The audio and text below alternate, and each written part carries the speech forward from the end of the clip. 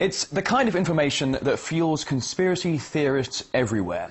Danish journalists claim that several World Health Organization advisors are on the payroll of leading pharmaceutical companies that make swine flu vaccines.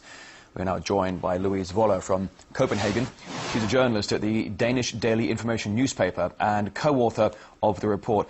Hello to you, Mrs. Voller. Thank you very much in advance for joining us today. I'll get straight to the point. So, what is the connection between the WHO and big pharmaceutical companies? Well, the biggest problem seems to be that we don't know enough. There's not enough transparency on financial disclosure on the expert groups used by WHO. So, when in time of crisis such as swine flu pandemic, WHO gathered an expert group to find out what are the recommendations. What are the recommendations of the vaccine, of the disease, and so on. What we do know is that the pharmaceutical industry is present at the meetings of WHO expert groups, but what we don't know is what they talk about. And another thing is that scientists who appear to be independent are also hired consultants working for the same pharmaceutical companies who produce the vaccines.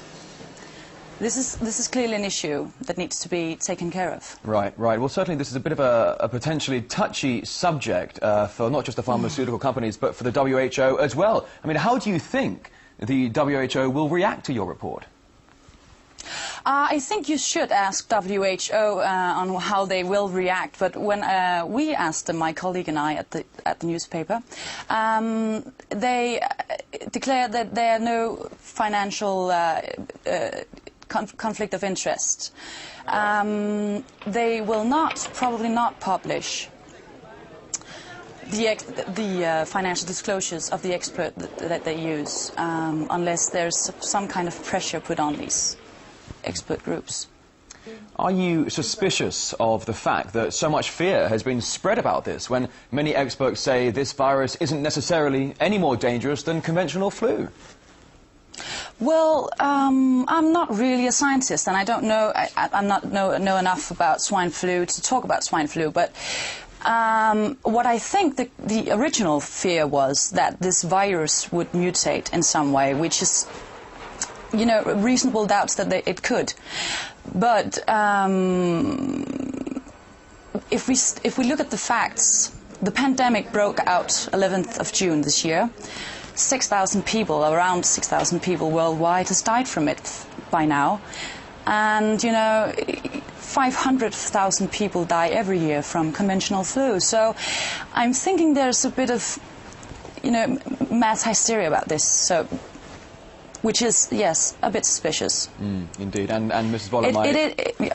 Sorry, I was just going to say, my final question for you, I know you're busy. Is anything concrete being done to investigate these allegations? No, not currently, not at the moment. I don't think so. I think what needs to be done is that it has to be public what is going on in these meetings, what is going on in these expert groups. Who are the people working for WHO and who else are they working for? Indeed, indeed. And that was Louise Voller from the Danish Daily Information. Thank you very, very much for your time. That certainly is fascinating.